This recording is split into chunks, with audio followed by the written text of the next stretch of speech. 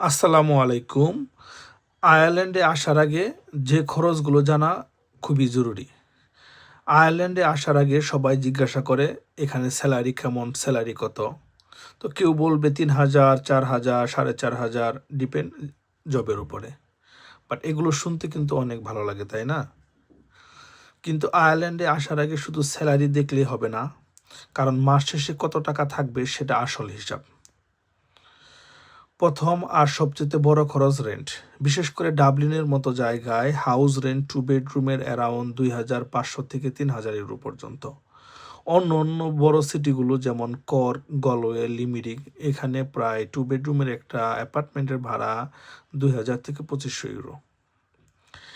এছাড়া অন্য অন্য যে সিটিগুলোতে আছে এখানেও ভাড়া কিন্তু কম না। তারপরে আসছে আপনার ইলেকট্রিসিটি, হিটিং, ইন্টারনেট আর মোবাইল বিল। শীতের সময় হিটিং খরচ কিন্তু কম না, অনেক বেশি। তারপর গ্রোসারি। বিশেষ করে এখানে এশিয়ান ভেজিটেবল বা এশিয়ান ফুড কস্ট অনেক বেশি।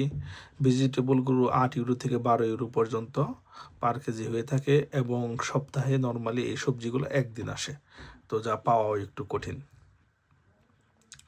তাছাড়া বাহিরে খেলে ফ্যামিলি নিয়ে গেট টুগেদার করলে খরচ কিন্তু কন্ট্রোল করা কঠিন। তারপর আসি আমরা ট্রান্সপোর্ট।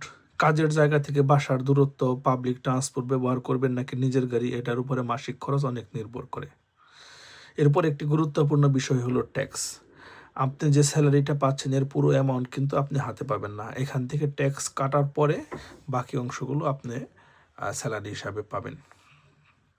তাই আয়ারল্যান্ডে আসার আগে শুধু এই প্রশ্ন করবেন না স্যালারি কত, বরং জিজ্ঞাসা করুন ট্যাক্স কাটার পরে আর সমস্ত খরচ বাদ দিয়ে সেভিংস কত হতে পারে। কারণ আয়ারল্যান্ডের স্যালারি মানে অটোমেটিকলি ভালো সেভিংস না।